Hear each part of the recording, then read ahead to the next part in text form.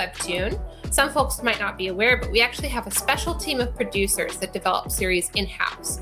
These series range from all new WEBTOON originals to adaptations of some of your favorite characters and stories over to WEBTOON. You may recognize our partnerships like Batman Wayne Family Adventures or Archie Comics Big Ethel Energy, or adaptations from novels and web novels to WEBTOON comics like Night Owls and Summer Skies or Chasing Red. Our production team, WMW, oversees the development of series like these. Joining us now is WEBTOON's managing producer, our head of production and WMW, Quinn Sosna-Spear. Quinn is an expert in script writing for WEBTOON series and has worked on many well-loved titles, including Chasing Red, Mafia Nanny, and When Yassie Whistles. With a background in screenwriting and as a published author, she developed WEBTOON's unique script format for scroll comics, which helps writers share their vision and empowers successful collaboration across teams and productions. She's joining us now to discuss her expert insights on adapting other forms of media to literature to serialized comics, and also to share her approach to script writing for comic series. Please join me to welcome Quinn to the stage. Thank you, Kirsten. And for everybody here who I'm sure have heard Kirsten today, hopefully before, Kirsten's just about the nicest person. So everything you say is always so nice. But thank you, everybody, for coming. And I hope we can have a fruitful discussion today. Some of the things Kirsten mentioned, so I just want to elaborate a little bit on that. When we talk about the teams at WEBTOON who deal with content, so you're going to be familiar with the UCG Canvas team, like Jess, who I'm sure has been present today. You're going to see some of the editors who might be familiar that work on original titles. There are localization team members who work on the translation of titles. And then there are the producers, and that's us, WMW. And our division began in 2018 at a time when now companies were coming to WEBTOON because they wanted to work with us. And so what we did is we developed originals often with those companies in order to kind of explore what was possible in the space. Additionally, there were a lot of individuals, and we'll talk about this kind of at the end of the presentation, who were artists or writers but didn't necessarily feel comfortable being a singular creator on a project or making a team of their own. And so they wanted to work with WEBTOONs, but they didn't necessarily have the desire to be in charge of the story or be in charge of the artwork. So this also created an opportunity for us to work with individuals who were really wonderful and wanted to be part of sort of a larger team in the creation of a series. So that's what we do. But as Kirsten mentioned, Kirsten said that I came up with the scriptwriter, which is nice and kind. It was at a time when born of necessity, but I can't take credit for it. You'll see, we'll be talking about it, that it's familiar to a lot of script writing styles you have seen before. And this presentation is actually one that Kirsten made with, I'm sure, the assistance of others. So we're going to be starting today. Mostly this is about writing. I want people to know that when we talk about writing today, I'm not necessarily only referring to those who write scripts, although we will be talking about scripts. This includes anybody who writes stories in general. These are kind of the tips that I've picked up in my last 6 years here, 5-6 years. And hopefully some of them are helpful, but none of them are rules and none of them pertain to any kind of singular kind of writer. These are the individuals who do write scripts. These are the individuals who, draw their own stories and go straight to, storyboards or pencils or however you choose to tell your story. But we'll begin. So you can see some wonderful series here already. So we did talk about how, in general, there are multiple ways that WEBTOON is telling stories right now. And typically the team I work with is often doing adaptations. We work with web novels, as Kirsten was mentioning. But at the core of all of these things is really, what is a good story that people want to read and how can we tell that in WEBTOON format? So it's one of the things we'll be exploring. One of the first things we talk about when we bring somebody on as a writer with our team is this idea of what makes WEBTOON as a medium unique. It looks a lot like comics. I don't tend to love calling WEBTOONs comics alone, kind of linear scroll comics, but I tend to think of comics as a unique medium. I think of linear scroll comics that we do on WEBTOON also as a unique medium. And I think that that medium lies somewhere between paginated comics and something like animation, actually. So when I think about that, I think about how much information is there per panel. How are we telling the story in terms of pacing so that we can read? When you're looking at a paginated comic, for instance, you're seeing an entire page of information at once. And the authors of that series, the artists, aren't able to necessarily pace panels in the same way we do at WEBTOON. There's a little bit of, restriction in terms of you must turn the page and it must be this size. There's also an amount of information one expects to be in a panel. When I say information, I'm talking about how many core pieces of dialogue, of plot, of, characters are we supposed to be identifying? In general, and this isn't, this is a generalization, you will see higher information per panel in a paginated comic versus in a webtoon. Now, on the other extreme end, you'll see animation, and you're going to see much less animation per frame, much less information per animation frame than you will in, a webtoon panel. But I think somewhere kind of in the middle is webtoon. Webtoon does move, it's alive. So as you're reading, you might not see every little tiny movement a character is making, although I've seen similar series such as that on Canvas that are really cool. It moves a little bit more than you're going to see in the typical paginated comic. So the best way to see these things, and I'm going to be repeating this a lot, is to read a lot. So if you read a lot of webtoons, you're going to see this flow and start to understand that it has a unique pace relative to either one. And so as a writer, it's important to remember, I don't want to include so much information per panel that people are going to skim past it because they're expecting a faster pace. But also, I don't want to include so little that it ends up being difficult to read and you find people just swiping through without really looking. So the anatomy of a webtoon sort of script or series is you're going to see, and we're going to be talking about this when we get to actual scripts, you're going to be seeing individual panels, and we're referring to, obviously, the part of the webtoon with the art. The margins around it, we're going to refer to as the gutter. VFX, we're going to refer to the stuff like special rendering or effects added after in order to show something special happening. SFX, or sound effects, referring to the drawn words, word bubbles, showing words inside. I think most of these everyone here is going to be familiar with, but just some familiarity. I want everyone here to know that I do read a great deal of Canvas, and I was scrolling through and seeing names and very excited to see different individuals here today. So we're going to get a little bit more into the specifics of what we're looking at when we are starting to tell a story in Webtoon. The first thing I want to say is when we do talk about script writing or beat sheets outlining, storyboarding, Webtoon is such a young medium that there isn't an established way to do any of these things, across all of the people who create it. Screenwriting is a little bit older. You're going to see a very specific script type. In comics, you're going to see a slightly less standardized, but still pretty specific script type. In Webtoons, we have developed one that works for us, but I want you to know, again, anything I say today really only has value if it works for you.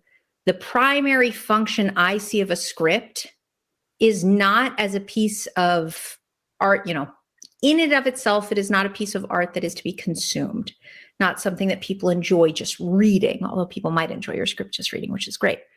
But it's intended to be a tool as part of the production process. The hope is that your script can convey information as clearly to the person who's going to be working with it, whether that's directly to an artist who's going to be storyboarding it for you, whether you are the storyboarder and you decide to write a script because you want to work with an inker or a colorist who's going to assist you. All considerations, but the most important part of that is that whoever is reading it has to be able to interpret it. So that's mostly what we're looking at when we're talking about kind of these rules we have defined for scripts, which I hesitate always to call rules. But one of those things we utilize is a specific font. We use Courier New, size 12. This comes from script writing, and it really is just very nicely all the same size and makes everything look the same, and pages about the same length. So it's an ugly font for some, but that's why it's used. And then another thing that we utilize often is something called a beat sheet.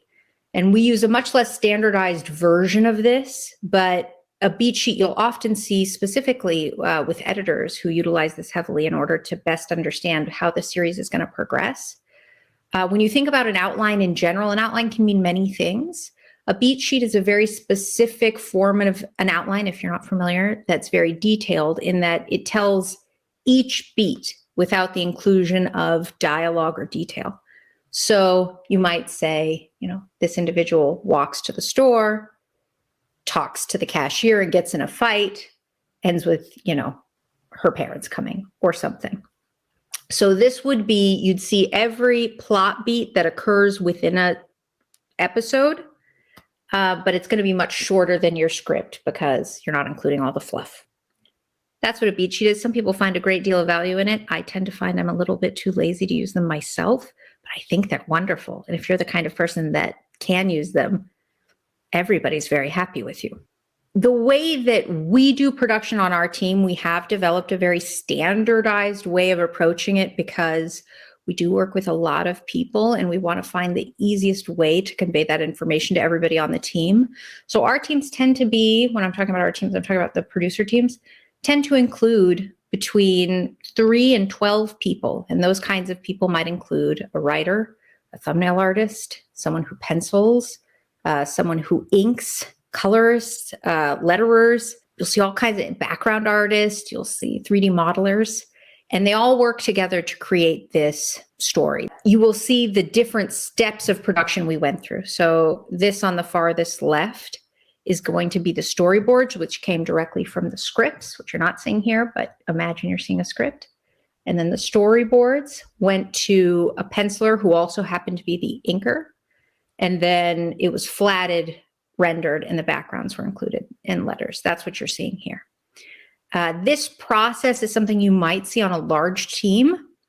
And I think it really highlights the significance of how each person in the line before really needs to be thoughtful and concise with how they convey the information they're trying to convey. Because one, you don't have all the time in the world, although it would be lovely. I mean, it would be wonderful if these storyboards were highly detailed, but I think these are perfect storyboards. They don't have to show exact facial expressions as long as the person who's penciling can understand the general emotion of what's going on between this and the script. So when we are scripting, there's a significance of if you cannot convey that information clearly to the artist, one, you're not going to get the product you're hoping for. But two, it's unlikely your audience is going to get it either. So making sure the first step, I think, of any script or writing venture is, can people actually understand what you're hoping to convey? We're going to be jumping around a little bit, and I hope you're okay with that. When we're talking about writing as well, and this, again, pertains to everybody from those who write scripts to those who choose not to or don't need to, is the greater concept of the story structure. So we're not going to talk about this a great deal today, although I've been in rooms where we've talked about this for hours at a time. So it's not a small thing, but I wanted this as an aside because I think it's very significant. When we think about macro story structure, this was something I always found very interesting when I learned it. You hear about stories told in 3 acts, and that is originally attributed to Aristotle, who, I'm sure there were many, many people who helped conceive of this and realized it, but Aristotle is the one we know. And at the time, he was listening to many stories told to him just as he traveled. And he noticed that good stories that were fun to listen to, that got people engaged, were stories that had a beginning, which refers to what occurs prior to the events of the story. What is the status quo? A middle, what actually occurs in the story? What journey does the protagonist go on? And then the end, how is the protagonist changed by that journey? So those 3 acts were first understood by Aristotle. You then hear about 1-act plays, 2-act plays or musicals, 3-act films, 4, 5, 6-act TV shows, 8-sequence stories. The significant, and even here you're going to see and I'm going to actually read the Korean, the Gisong Chongeer is a type of storytelling that's used in many Asian countries that show kind of a 4-part structure. The significant thing about all of these structures is that when you really look at them in detail, they're the same fundamentally. They all have this beginning, this middle, and this end. And the way that they're broken up tends to be for purposes of the format they're being broken up for. So a one-act play is one act because they want you to sit in your seat the whole time because it's short and they don't want you to leave. A two-act musical is two acts because they want to stick an intermission in the middle because they want you to buy snacks and take a break so that you don't fall asleep. 5-act television show is 5 acts because the network wanted to put 4 commercials in the middle. So when you hear these act structures, yes, there are some adjustments to the storytelling that pertain to that, but specifically what you're going to see is it's born out of the necessity of the medium. It's not inherent to how the story is told. So the differences you're going to see are like, well, at the end of each of these 4 acts within the 5-act show, the first 4, there's going to have to be a good cliffhanger because they want you to come back after the commercials. But fundamentally, if you were to squish it all together, typically you could reformat a story into any of these things that you might have heard of or might be familiar with. So if you're already familiar with an act structure, there's a good chance it could pertain to lots of different versions of storytelling, and I have found pertains well to Webtoon.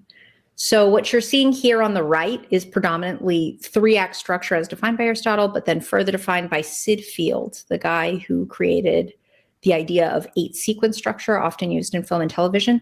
I tend to like 8-sequence structure when I'm working with a writer or as myself as a writer because it's very clearly defined. This guy, Sid Field, and then later you're going to see like the Save the Cat works with 8-sequence structure. There are lots of very easy to read structuring books that talk about it because it's very detailed. It's broken out.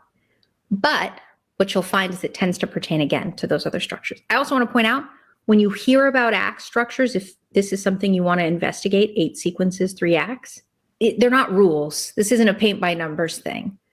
Any kind of act structure or macro story structure is born out of some individual, in the cases we've talked about, Aristotle and Sid Field, consuming a huge amount of storytelling, whether that's verbalized, whether that's films, whether that's webtoons, and making observations about the efficacy of those stories.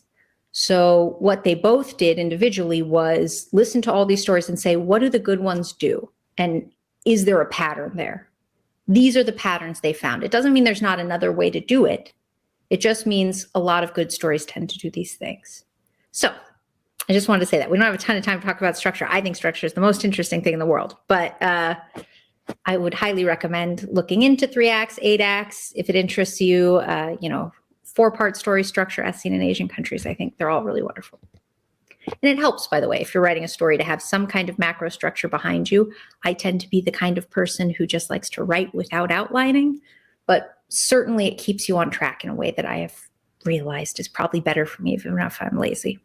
Okay, so one of the things we were just talking about was this idea of sort of a commercial break. And in Webtoon, we're going to call it the intermission.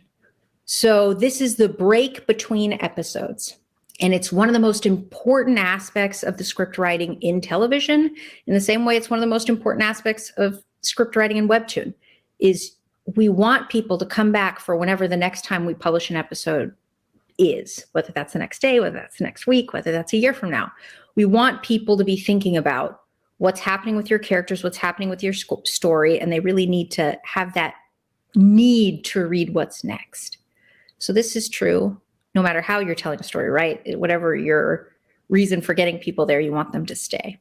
So some of the ways we try to do this is one of the biggest struggles we have when we're trying to construct an episode is hooks. So this is going to be the initial thing that causes people to be interested in your story. I really recommend if you're working with a hook based on my observations, that it be very early on in your first episode so that people understand what the cool part of your story is that they're hoping to read about. Clarity. So it's important that people be able to follow the episode so that they know what happens next.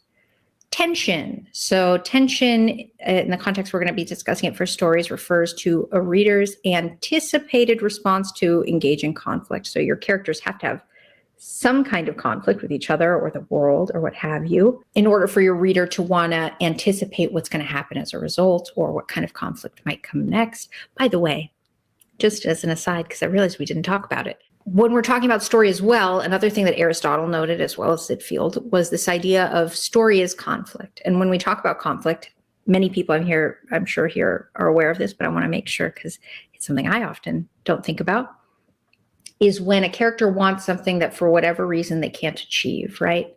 So that is the nature of story. If people or characters had what they wanted, it wouldn't necessarily be that interesting to watch them go on a journey to achieve it, right?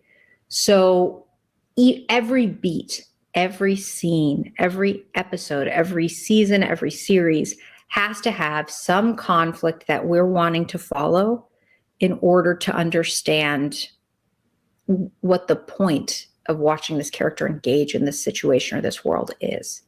So tension is how your reader kind of reacts to this conflict and anticipates this conflict. But at least from my reading, it's significant that there always is some amount of conflict in a story. So we feel like there's a point to reading. Something is happening. It doesn't always mean your characters need to fight. When I say conflict, I don't mean like argumentative, belligerent conflict, but a conflict could be a character wanting to go get something out of the fridge, but their friend comes home and is so excited to tell them a story that they can't get past them, right? That's a form of conflict too. It's just we want to see people engaging in an activity that they're trying to achieve. If they achieve it too easily, it's not so interesting. And reward, the payoff that the reader comes to expect. So you also don't want a situation where you're constantly giving a lot of tension that never gets resolved. You also want situations where your character is learning, where your character is getting what they want eventually, or not if it's a tragedy, but some kind of resolution, right? And ideally a resolution that's exciting. The other significant part is going to be these cliffhangers. So the thing at the end of each episode that gets us to come back, I just want to define that now because it relates to the other things, and I'll go back up while we're talking about it, is that a cliffhanger is a question that you're asking your readers about your story that they can't easily answer. That might be, will they kiss? Does she punch her? Does the person survive the fall into the ocean or something? So you're presenting that question. It looks like they might kiss. That's a cliffhanger. And ideally, this question is something that your audience can't answer immediately. It's, we definitely know they're going to kiss, it's not so interesting to have to come back and see it, but something that they want answered. So that's a cliffhanger. And it's really, really integral to any form of webtoon that we're making because webtoons are told in sequence and you want people coming back for the next installment. So in general, we're going to be talking more now specifically about webtoons. You're going to see various incrementally larger versions of webtoon as you're writing and as you're structuring. The first smallest is a beat. This is just one moment, one interaction.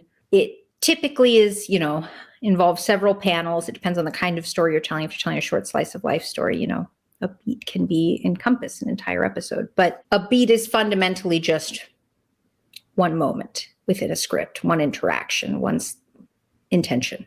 A scene is multiple beats that occur in the same location, typically. That is the usual definition of a scene. It doesn't always necessarily mean a singular location if people are moving or the focus of the scene changes, but that's an easy way to think about it. So there are typically a few scenes within an episode, but it can depend. You might have just one, you might have many, many, depending on the length of your series and the complexity. Episodes. So I see sometimes people post chapters. I see sometimes people post, slices, whatever they might call it. We on our team call it episodes, and in originals we call them episodes. And that obviously is just what we might call a chapter, a singular installment of a webtoon series. And hopefully within that episode, there is enough information that a person feels like it was worth it to read. And that can change depending on the complexity, again, of the narrative. If it's a short slice of life series, doesn't need to be a lot. If it's a long sequential series, they tend to expect a little bit more. We're seeing here that this is saying 1 to 3 scenes. That's typically true. 3 tends to be the maximum, but it's not a necessary truth. In terms of arcs, so arcs we're going to see as multiple episodes across usually a 3 to 4 episode increment if you're looking very generally. But again, this can be much longer, can be shorter. It can be a 1 episode arc, a 2 episode arc. You're going to see that a lot in Batman and Wayne Family Adventures, or much, much longer, like you might see in something like Lookism. You might see, 8, 10, 12, 14 episode arcs, whatever. So an arc is some more significant conflict that doesn't take an entire season, but encompasses multiple episodes. A single conflict might not be resolved within one episode, although you're going to want probably some kind of new conflict, at least in every episode. Seasons is an accumulation of arc that drives us to one significant goal. So ideally in a season, we're starting at one point with our protagonist wanting something. And by the end of that series, or at the end of that season, we have some amount of movement either toward that or away from that, however you want to tell your story. But the character doesn't end up typically in the same place without any change. Otherwise, what's the significance of the story? Again, we're not talking about slice of life stories that tend not to have the same kind of macro structure, but that's what we tend to be looking at in a season. Now, sometimes we have to end a season in different places because we take a break or something, but it's an ideal version. And then a series, of course, is the accumulation of however many seasons take up your story. And ideally, at the end of a series, you're seeing the conclusion of whatever you started in your first episode. Okay. So core concepts, tension and reward.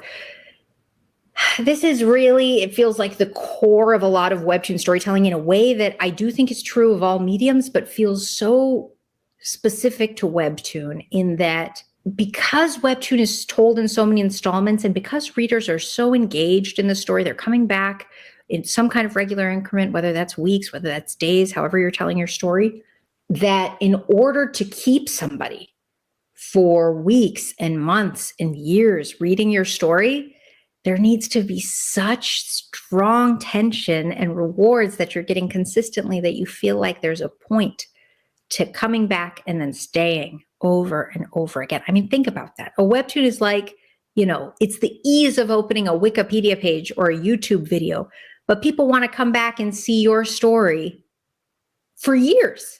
I mean, there's so many readers that will come back over and over again every week to read the same story for years. It's a huge amount of engagement for a relatively easy medium to click out of. If you buy a book, it's likely you're going to finish your book. But Webtoons, you have to make that decision every single time you click that app and that story that you're going to read again. To get people to do that is really hard. In the series that do it, I'm always amazed.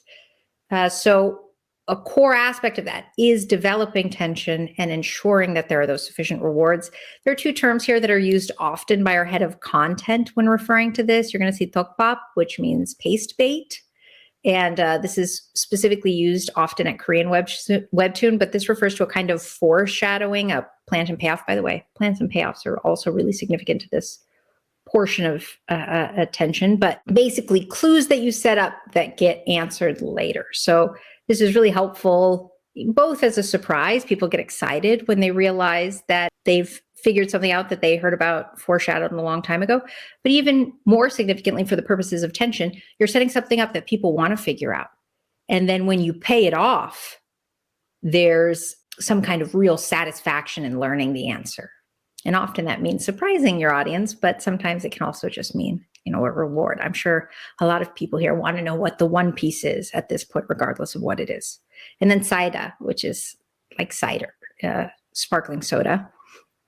And this is that sensation of feeling rewarded. There's like a catharsis of having your tension relieved.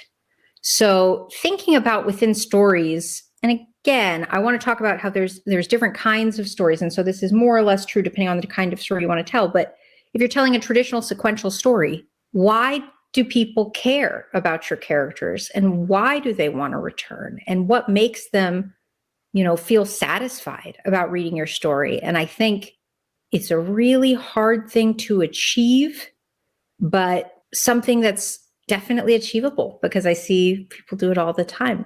So whatever those plants and payoffs are, whether they're very satisfying genre moments, like you're going to see here, it talks about, I think we see this a lot in revenge stories. Like let's say somebody who's bullied gets revenge and they end up becoming much stronger. That has a sort of sense of relief and excitement, catharsis. So thinking specifically about your story and your audience and what do they want to see happen to your characters and how can you achieve that by still surprising them? I think that's a really hard question to answer, but a really interesting one. This is the page that I apparently put out of order because we kind of talked about this already, but this is cliffhangers. And now there are different types of hooks, narrative hooks, and cliffhangers are one of them. We're also going to talk about series hooks. So this is the hook that is for your entire series. What are people hoping to read in your series? The initial hook is how that's introduced in your first episode. I really, really encourage. I think very often when we're working with first-time writers and myself as a first-time writer and continue myself as a 6-year writer with Webtoon, I learned to write a few more than 6 years ago, but I think there's a temptation to structure Webtoon stories like one thinks about a film, even a TV show or a book or a comic book, in this greater installment where you're going to see your first act, that sort of setup, that status quo, takes up more than one episode, because in any of those mediums we just talked about, of course it would. Webtoon episodes are really short comparatively to other medium forms. So it's significant that in that really short space, we're able to see what's going to happen in a story and why we want to keep reading. We want that to be, and not always true, this is a generalization, but we want it to be representative of what we're going to read about the story later on, right? So you don't want to present a story and say, oh, well, this is a nice romance. And then you get a couple episodes in and it becomes very dark and romance is no longer a part of it and it's kind of scary. The audience that you've attracted with that initial hook aren't necessarily attracted with the later content. So first, ensuring that that hook is accurate to what makes your story interesting and being able to identify what is it that makes your story interesting. Even very grounded stories are, have the potential to be very interesting. It doesn't have to be something really, out there, but knowing why does somebody want to click on your story? That's your series hook. The initial hook is how you represent that, ideally in episode 1, because if you don't do it in episode 1, people don't know why they're going to want to keep reading. That is, by the way, one of the biggest barriers we find, getting people to read past the first panel, which sounds wild, but a lot of people see the first 1, 2, 3 panels and click out. It's a very commonly observed reading behavior we have. It's the biggest barrier that we have to getting people to consistently come back. So one of our big hurdles is trying to figure out, how do you get people to read past your third panel? How do you get people to read past your first episode, which is going to be the next big hurdle? Every panel you have after the first one is another opportunity for people to click away, and they're most likely to do it early on. In terms of episodes, the first episode, most people are likely to click away from if they're going to click away, which makes sense. I mean, obviously, it's a linear process. But that's proceedingly true as you continue. So your second episode is the next opportunity people are most likely to leave, then the third episode, then the fourth. Then once you get beyond sort of your fourth or fifth episode, people tend to be a little bit stickier. They've decided that this story is for them and they're willing to kind of check it out and see. But those first 3 episodes are really hard to get people engaged enough that they want to stay. It's the importance of the hook, and really the hook in episode 1, because the more quickly we can engage them and hook them, the more likely they're sticky. That's the goal. The other thing just of note there is that in those very early panels, making sure we're deliberate in those images and those ideas that we're showing early on, because if the beginning is really slow, and this example could work for someone, but like my cat sleeping on a couch and there's 10 panels of her in different positions, might be cute, might be funny, depending on what I'm trying to do, but in the context of a story might feel slow. Like, I don't know what the point of this is and why I care enough to watch this cat turn over and over and over, right? So that's something that I'd think about. What is the interesting way to initially tell this story, and how can we do that? The next one we're going to talk about is the launch hook. And this is in the context often of original titles. And if you're somebody who does work on originals, or you hope to work on originals, or you intend to, this might be valuable just to know that because we typically launch with 3 episodes, that cliffhanger at the end of episode 1 is just as, if not, well, no, I'm never going to say it's not as important, because that episode 1, you lose so many people, but just as important as your episode 3 cliffhanger, because and this is going to be true on Canvas Series too, however many episodes somebody is reading, that episode that's the last one has to be really important in terms of the cliffhanger's stickiness, because you need them to come back next week. Even if they binged, and I'm sure some people here have experienced this as readers, 100 episodes. If they get to episode 100 and they don't really care what happens, they have a whole week to forget about it and not read it again. Or if you're updating on a different schedule, a whole month, 2 weeks, however long. So ensuring ideally that every cliffhanger is really strong, but at the very least, the first cliffhanger and the last of your available episodes is really, really strong. I want people to come back. Then you have episode and arc hooks. So these are, you do need to have those individual beats that are really significant for keeping people, interesting people, getting people to want to come back.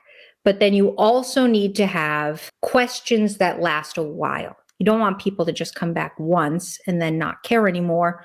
You want something that's building, that they're going to be excited about. And you're going to see here, if you're actually reading the slides, that goguma is referenced, which is Korean for sweet potato. And that may refer to so much tension that doesn't get resolved that you feel overly full. So it's important that, you're not satisfied. So it's, which I don't find relatable because I think sweet potatoes are incredibly satisfying, but it doesn't matter. This is, if anybody's had a baked sweet potato sort of on a grill, really good. So you want to have these arc hook too, the things that are hooking you through the story and keeping you. And every time you think about when you're going to have some kind of intermission, you're not going to have an episode uploaded, how important it is to get people to come back. So this is one of the most important things, though, no matter how we're writing a story, and this is something I've realized more and more with the number of stories that I've worked with, is really knowing who this story is being told for.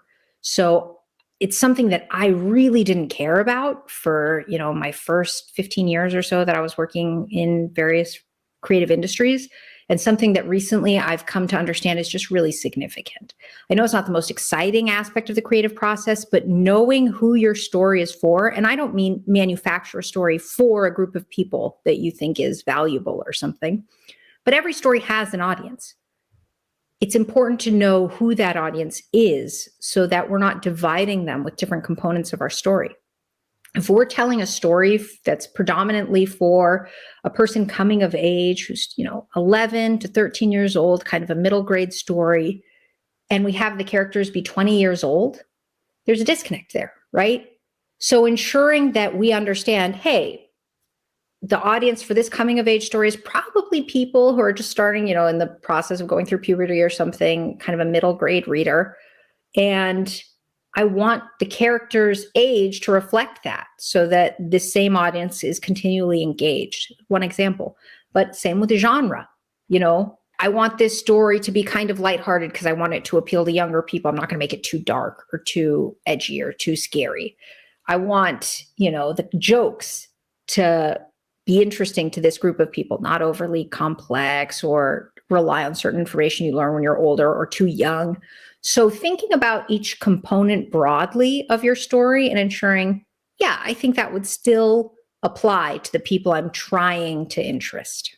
I also want to note, sometimes we don't know exactly who it is. Sometimes we're the audience for our own story. And that can be complex because we're obviously complex people and there's nobody quite like us individually. So maybe thinking about, what is the component of this that I like? I really like Tim Burton stories or whatever. So I'm going to think about people like that who also like that. It doesn't have to be a big group. I want to say that too. It doesn't have to be like all middle grade people. It could be a small subsect, and you can still really interest them if you target it really well. Okay, great. Scripts. We're actually at scripts, and I'm looking at time. I don't have a ton, but we're going to go through it. So best practices for script writers. I'm going to leave this here for folks if they want to utilize it. Go to WEBTOON Academy. People utilize mood boards. I'm not one of them, but people love them. I say go for it. Development is great. Anatomy of the script format. Here's an example of a script panel you're going to see in a greater script. So a panel is obviously an individual panel, and we separate those the way you are going to see in a comic script. We utilize that Courier New.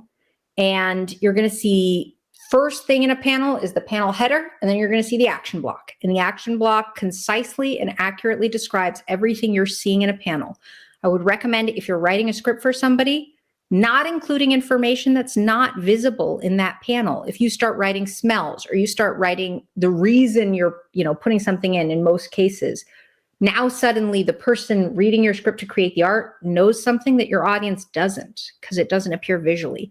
That can create a disconnect between you think your audience knows, oh, well, they're doing this because they're really scared of that dog. But when your audience is reading it, if that's not visual, then it's not apparent. So trying to keep it within the frame of what is actually happening in that panel is really useful. You're also going to see some of these things that we were talking about earlier, like VFX, SFX, different things that you might see within a panel. This gets a little bit into minutia, so we won't go into it too much.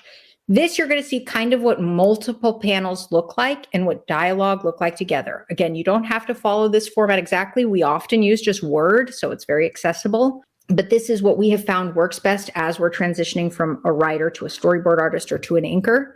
And you're going to see multiple components of the script here. You're going to see the panel header, the action block. You're going to see dialogue, which you're seeing there in parentheticals next to Cabby in that first line is OP, off panel.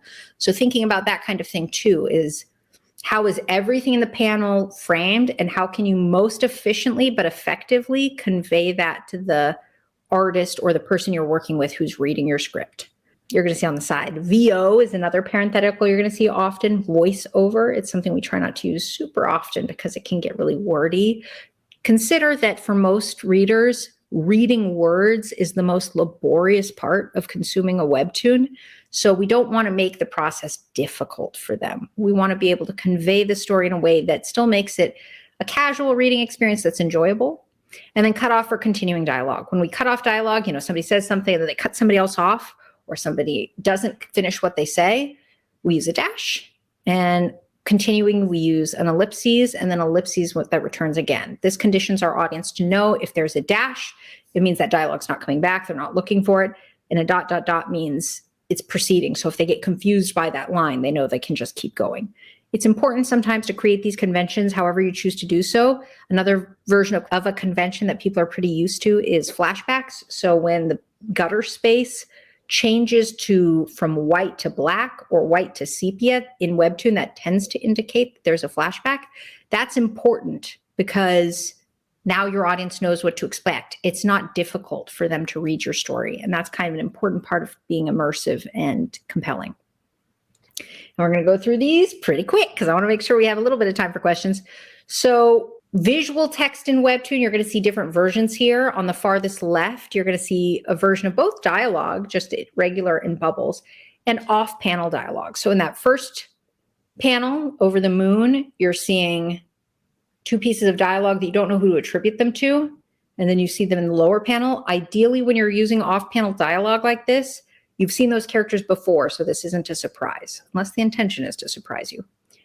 Cutoff, which we just discussed, you're going to see here in the first panel above on Big Ethel Energy in the middle. And then voiceover is, omniscient text that's either a thought or a narrator. And you're going to see it typically without a bubble, but portrayed in a way that shows the audience. This is similar to voiceover you're going to hear in film or television. You might also see it in captions, but that tends to be a little bit more like conveying specific information in Webtoons as opposed to general narration. And you might also see thought bubbles, which might appear next, but that's where there's a bubble around the thought, which indicates a specific character is thinking it. You can still use VO to show a character's thinking something, but it's a little bit less direct sometimes. So you're going to see some of the stuff we were just talking about. So caption and SFX, you're seeing a caption here that's indicating the location and the time period. You'll tend to see captions that do that most predominantly, or other kinds of logistical information. And then a sound effect. And it can be important to indicate if you're writing a script for someone, again, this is about clarity, what is making that sound? Because sometimes you'll see that there's a sound, but it's not entirely clear sometimes what it's coming from. So indicating that for the artist you're working with. Additionally, consider when you're reading a Webtoon or writing a Webtoon, having many silent panels in a row where you don't have dialogue, you don't have voiceover, all you have is images, sometimes is really cool if it's for a special effect, but not an SFX, but an actual cool effect. But sometimes it just reads quiet, it reads odd. And so if it's not intentional, So it's important as a writer, especially if you're not drawing, because you don't always anticipate this, to include the SFX, even if it's not your first thought. What does it sound like when somebody's walking through the room if there's no dialogue? What does it sound like if they're setting something down on the table, if their phone rings? So ensuring that those sounds are keeping the reader's eye going as they're continuing the story so that they know, oh yeah, this is how the story's continuing. I'm not missing anything. Silence can be a little unsettling, which if you're doing horror, maybe there's value to that. So we just talked about thought bubbles. You're going to see that with the Woomba on the left. A caption, you're seeing that Delphi grease in the middle. And a note about that too, you're seeing a caption here with no box. That's perfectly fine. However you choose to indicate your text, as long as it's clear to your reader and it's a convention you consistently use, great. The important part of these kinds of visual words for me as a reader and as a producer is ensuring that it's conveying the information you want your audience to get in the most efficient way possible so they don't have to work to get it. And then sound effects, you're seeing on the right, and sound effects are a little bit between lettering, words, and art. So it depends on the kind of sound effect you're talking about, but a really critical component of webtoons that a lot of script writers forget about because it is a component of the art. You tend not to think as much about it. Really important though. Okay, and now you're seeing a full page. So I'm going to leave this here in case somebody's, screenshotting it or something, but I'm going to move on because we don't have the most time in the world and we've just talked about it. So in general, when we're talking about webtoon format, in terms of a script, we're talking typically about a writer who is not drawing themselves. If you are a writer who's also drawing, you have the benefit of your storyboards to convey information or the further art that you're doing to convey information to whoever else you're working with. But if you're just writing, note that you're a part of the process that's, as important as any other part. But while it's important to convey all necessary information to understand the story, it doesn't necessarily require art direction. So this is something I see often, being really specific about how a panel is laid out or color choices or what have you. If it's not significant to the actual narrative, can end up being surprisingly limiting because ideally the other people on your team that are working on the different components are experts at what they do. So provide the person who's laying out the story, like a storyboard or pencils, however they're doing it, provide them as much information as they need so they can use their expertise to lay it out. Or the person color picking, like your flatter or your colorist or whoever that is, let them shine. So I would say ensuring you're working with people that you trust to do that can be very valuable because you can do your best in conveying that story to them. And they end up being the next piece of the puzzle who brings it more to life. It's what we were talking about too, about scripts being a blueprint, not necessarily a piece of art to be consumed by itself. And then a device are some of these things we were talking about. So another kind of device you'll see in Webtoon, here you're going to see an establishing shot. This is a very important thing not to forget. If you go to a new scene, a new location, you need to set up where we are because it's really important that readers know where and when we are. A very easy thing to forget as a writer because you know where we are, but the audience doesn't necessarily, and they have to be able to read it. A hero shot. This is the first time a significant character is revealed. So if you're doing a hero shot, these are just some tips I've picked up. They're not all rules, but this is just something that I've noted and that I've been told by different individuals who've worked for a long time with Webtoon.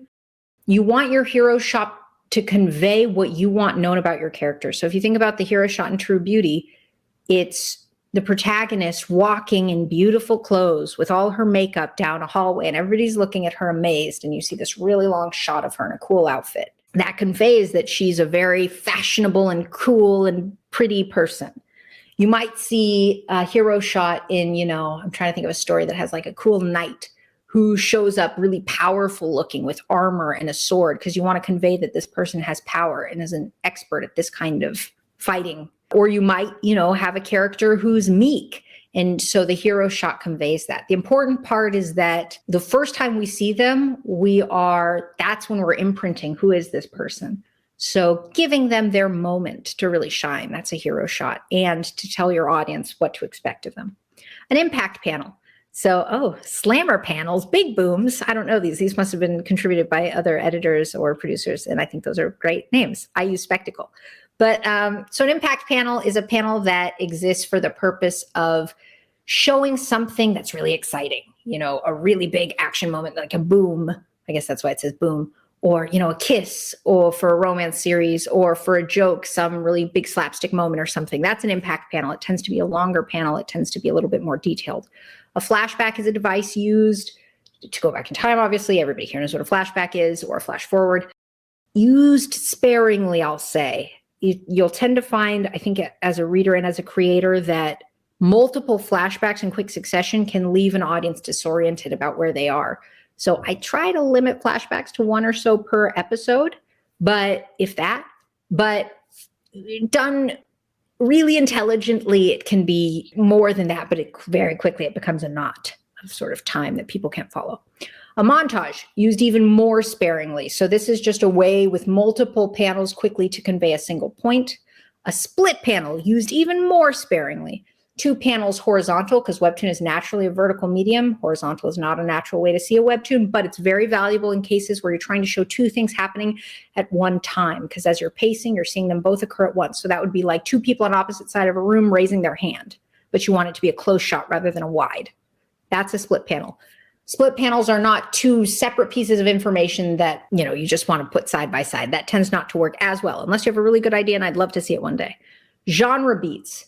Genre beats exist for the purpose of a moment that really portrays your genre, whether that's a joke in a comedy, whether that's a romantic moment in a romance, whether that's a really cool action sequence. Now, all of these things we've just talked about, well, not exactly hero shot, but some of those devices, along with information. So something we're learning about the story, a progression of a conflict, something new that's happening that's getting the reader engaged in the story. These I would all call pieces of information. So when we're writing, I tend to try to think about each panel needs a purpose. This is a generalization, not a rule. But if a panel doesn't have one of those purposes, it's not a genre beat that integrates your audience into the genre. It's not a piece of information that's teaching them something. It's not a piece of spectacle that's making them really engaged in the story. If it's just like transitionary or stagnated in a conversation like talking heads or something where the story's not progressing, I think that it's worth reconsidering the value of that panel. It takes a long time to draw a panel, and it takes a reader, that's a new opportunity for them to leave. So really ensuring that the panels we do include are thoughtfully done. So here you're going to see examples of what we just talked about. An establishing shot on the far left. That's the first time you're seeing a new location, really important. A hero shot, you're learning here about Peter Pan and Tinkerbell, kind of the wily guy in his outfit who's broken through the window, and the wily fairy above him who looks like she's, about to beat someone up. And then a flashback. And here the important part you're going to see is that the background goes from white to black, indicating to the audience that we're going back in time. This is something they're used to, making sure your audience has the easiest time understanding their story as you're reading. More devices. These are split panels we were talking about on the far left. In the middle, you're seeing a montage. Remember, these are different kinds of beats that each tell a single beat. In a split panel, things that are happening at once. In a montage, a single point you're trying to make with multiple images.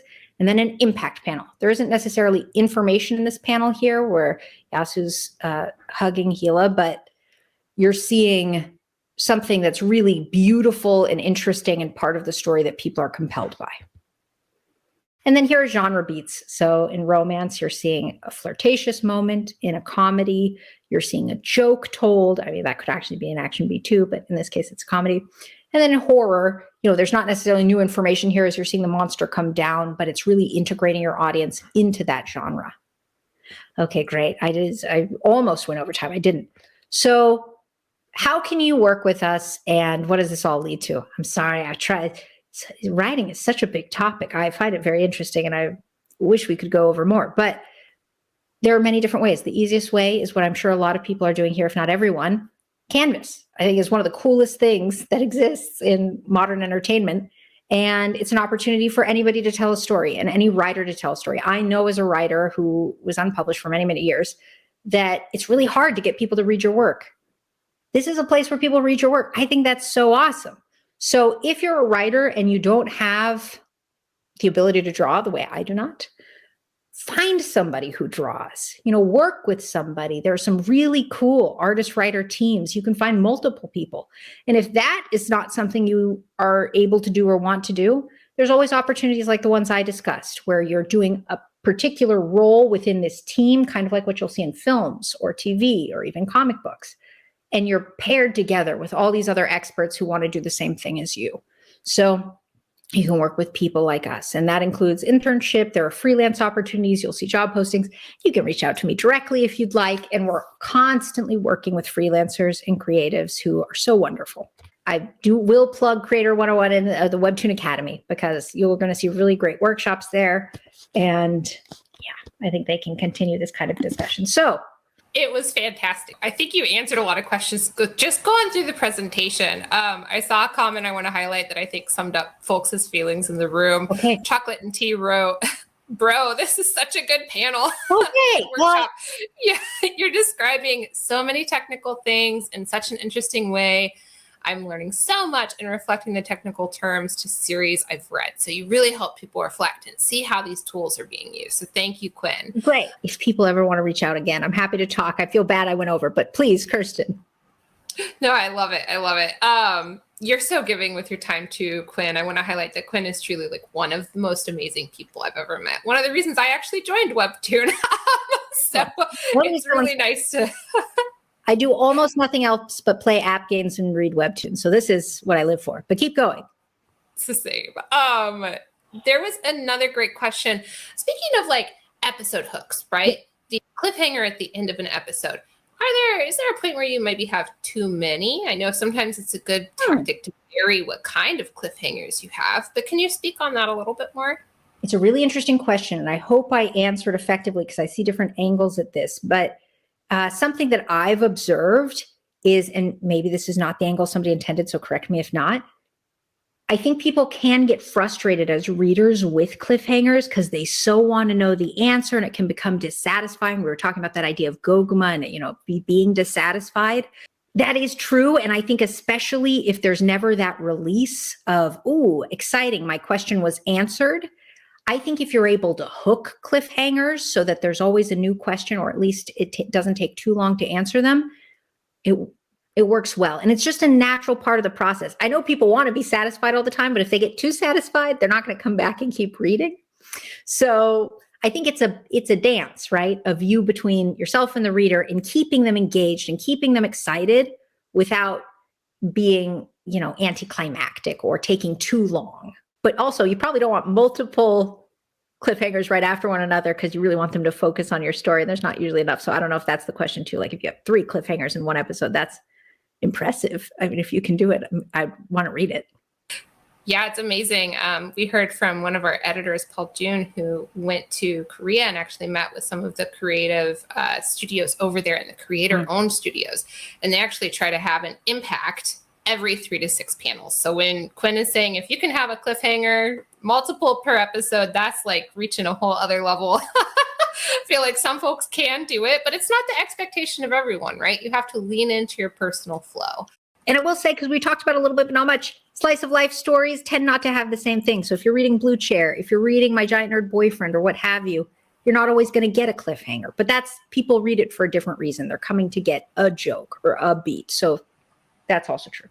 Yes, 100%. Here's a good question, though. What genres do you think need more attention? Are there any that you think there should be more of? Because at WEBTOON, I think it's pretty unique to go over it for folks who may be new to WEBTOON. What WEBTOON did was really funnel readers in the webcomics community together. It brought us all together. So there really is a readership for every genre. But yes. Quinn, I'd love to hear your take on that. Are there some that you think maybe deserve a little bit more attention? Of course I do. I mean, I think that it's interesting because as Kirsten pointed out, when WEBTOON first started, which wasn't that long ago, we're talking about a decade. So there were series that were brought over that were very popular. And that included initially some action series like your God of High School, your Noblesse, your Tower of God. And as that transitioned, we were seeing really wonderful webcomics that were appearing that were a lot of romance series that ended up being a staple for a long period of time. And you saw some really wonderful slice of life comedy series. And only in more recent years, I think what happens is people get inspired by that. And so they'll make things very similar to what they've read or the thing that inspired them. So you see a proliferation of similar action stories, similar romance stories, which I think is wonderful. I think people enjoy stories, they're inspired by them. That's great. But I think then sometimes it's hard to come in with a new genre because it's hard to be the first one and it's hard to get that attention. People are looking for things they've read before that they're interested in. So it sometimes takes an Everything is Fine, or another title that's genre breaking, that suddenly people are thinking, oh, I didn't realize you could do that. I think Cursed Princess Club did that too, for instance. It was sort of a new kind of way to tell this kind of comedy. So I think a lot of genres could value more attention, especially the ones that haven't had a series that really broke the mold and caused a lot of people to generate similar ones, or not necessarily similar ones, but ones in a similar genre. And finding ways to break into that, I think, is really cool. And it's hard, but those are the stories I think that really define what that genre is. So I think we've seen a lot of really wonderful sci-fis. We've seen a lot of really wonderful horrors and thrillers, but I think there's still opportunities, and we've seen the ones that have broken the mold a little bit, but I think that can be burst open even further as more come in and fill that space. So I think there are a lot. Yeah, I definitely agree. There's so many ways to tell a story. And once you understand a genre, you can make personal decisions about how to subvert it or how to lean into it. So maybe it's less about what genres deserve more attention, and it's more like encouraging people to, I think we've mentioned this word a lot today, be indulgent with your genre and tell the story that you really want to be telling. I have seen a couple questions in the chat too, and I don't know if you're comfortable with this, Quinn, but if you are, would you be comfortable maybe sharing your social media or a way for folks to follow you and connect with you? Yeah, I mean, so I do have social media. I don't use it. I'm going to be honest. There's becomes an age where all you do is app games and read webtoons, and there's no time for social media. But I am on social media. I'm Quinn Sosna-Spear. There's almost nobody with my name. You can add me on LinkedIn. I mean, that's always a place where you can message, or Instagram, or wherever. I'm happy to chat if I see it. Sometimes I'm busy playing games. I don't always see it right away. Yeah, feel free. I love reading series too. So if you ever want to send a series, I'm happy to read it. There was one thing I wanted to say, Kirsten, that I forgot about when we were talking about genres.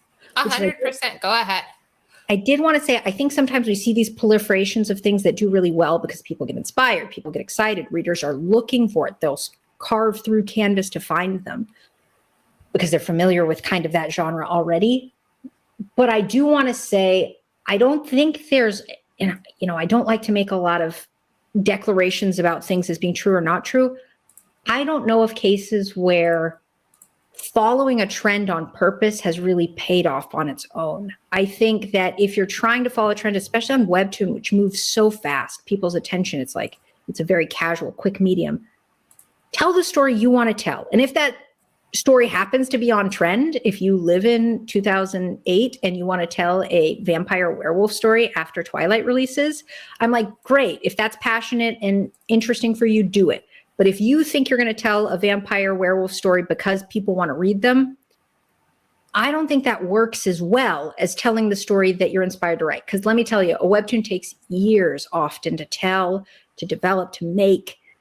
And if you're stuck in that place for a long time and this isn't a story you really want to tell, it can become very difficult. So I did want to say that because I know it sounded a little bit like I was saying, well, trends cause a proliferation. But I think the more important thing is it opens up spaces in genres that people see, not that following trends has value. Sorry. No, I think that's an incredibly important point to make. We always want to, it is a lifelong commitment. You're in a relationship with your comic. So it better be one you enjoy, right? That's such good advice. Quinn, this has been amazing. I always love sitting through your guest speaking events because I learned so much from your own speaking on writing, on scripts. You are the expert. So it's so awesome to see you here today. Well, I don't know I call myself an expert, but I'm a big fan. And I think that makes people more of experts. So again, really everything I said today, if you read enough Webtoons, you'll know them all yourself and more. So I appreciate it, Kirsten. Same. And I think that's great advice too. I mean, I think everybody at WEBTOON, we all like read WEBTOON in our free time too. We just love, we love the stories that you're all telling. So please keep indulging yourself. Keep up your storytelling. We're here to celebrate you. And also fellow creators like Quinn. So thank you so much, Quinn. Thank you. Wonderful to see people here.